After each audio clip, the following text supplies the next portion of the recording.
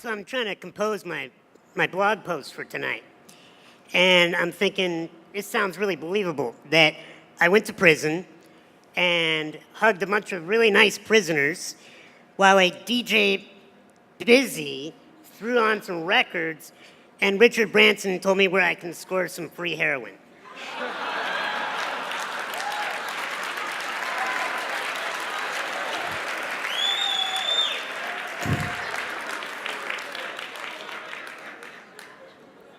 True story.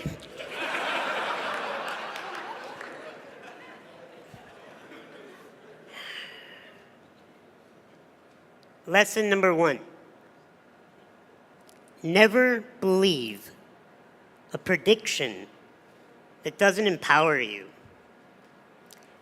When I was born, the doctors told my parents that I would be dead within the first 24 hours of my life. 35 years later, all those doctors are dead.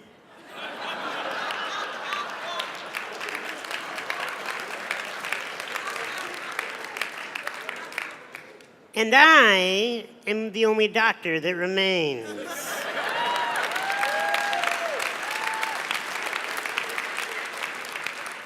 Never believe a prediction that doesn't empower you.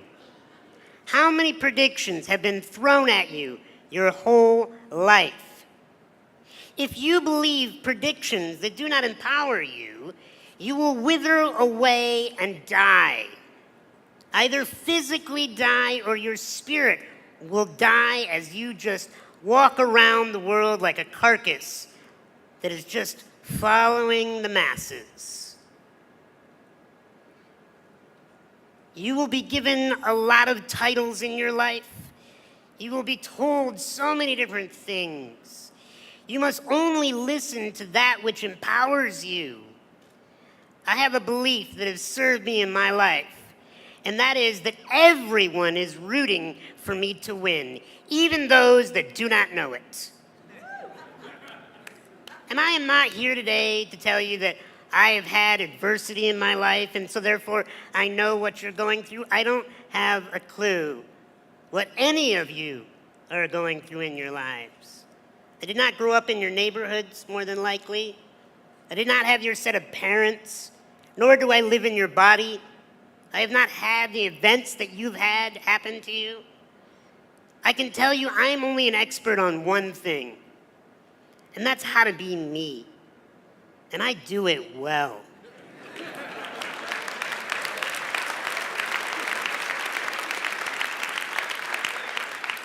But it's not come easily. I've gone through things that I don't wish upon anyone in this room. I've had metal rods pulled out of bone marrow while I was awake. I've had jaw infections where teeth had to be extracted and I can no longer chew my own food. I have to get up every day and be showered and cared for physically by another human being. Fortunately, she's a gorgeous woman that I married.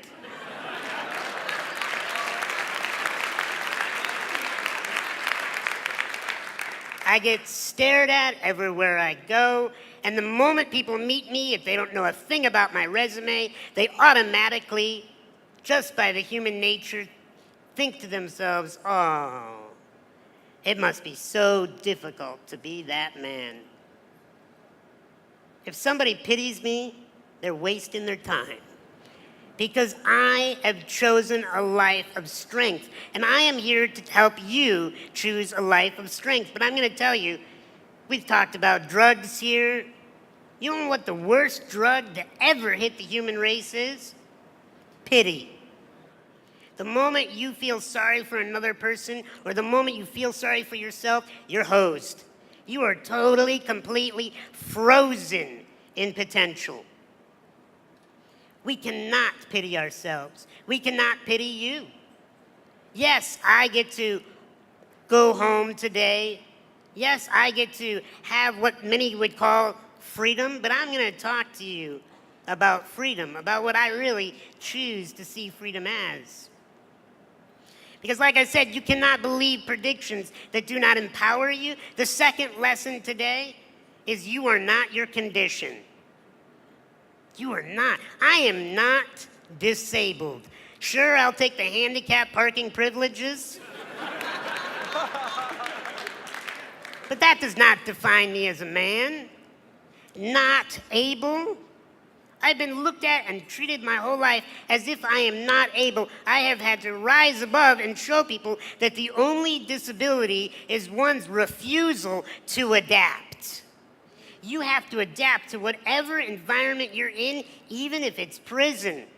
And what does adaptation look like? I think it looks like celebration. Because when you meet people that are celebrating their life, you want to be around them. You want to learn from them. You want to do business with them. You want to hire them. Look, if you do not want to be seen as a prisoner or a convict when you get out of this, or even while you're in this, then it's an attitude. It is a belief in yourself that you bring value to the human race, no matter what your current condition, title, or stature is. Because if I believe that I'm disabled, I would wither up, I would be shy, I would be insecure, I would be afraid, I would act like I need your help. And the rest of humanity would be okay with that. But I choose something else. I choose to be strong. I choose to be a leader. I choose to have words to move this planet. I'll tell you why I was born. And I hope it inspires you to find out why you were born. I was born to rid this world of insecurity. Because when a human being is insecure, they do stupid stuff. When we feel like we're not enough, we chase external validation and external objects to try to tell us we're enough. Thank you.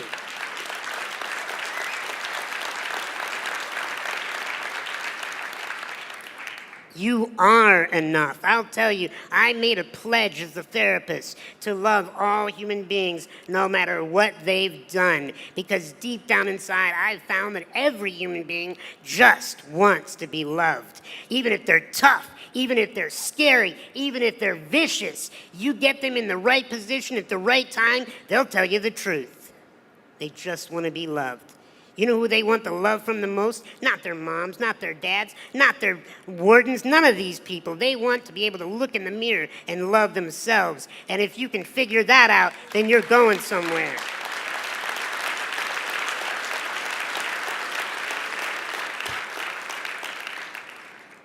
But you cannot feel sorry for yourself.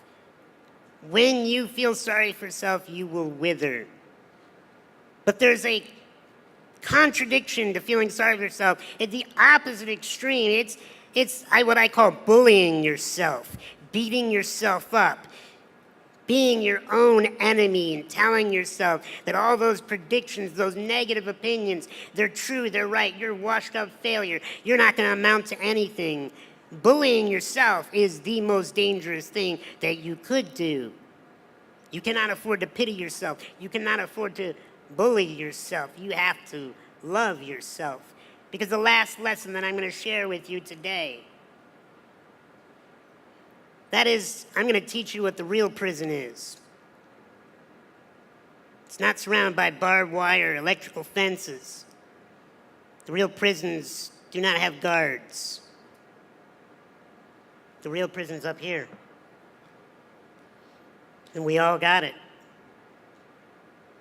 We all have a mind that chatters. So often won't stop chattering.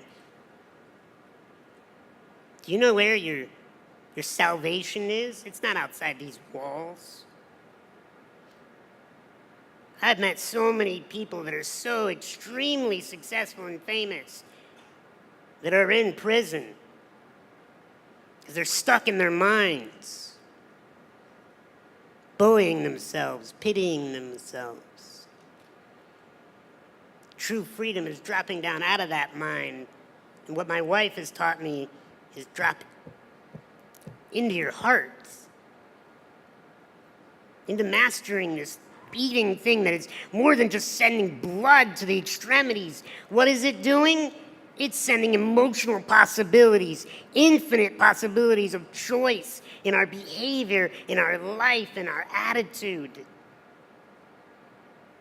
When you love yourself, whether you're sleeping on a prison cot or in a mansion Whether you have food in your belly or you don't know when your next meal is coming, when you love yourself, when you learn to master your emotions, then and only then are you free.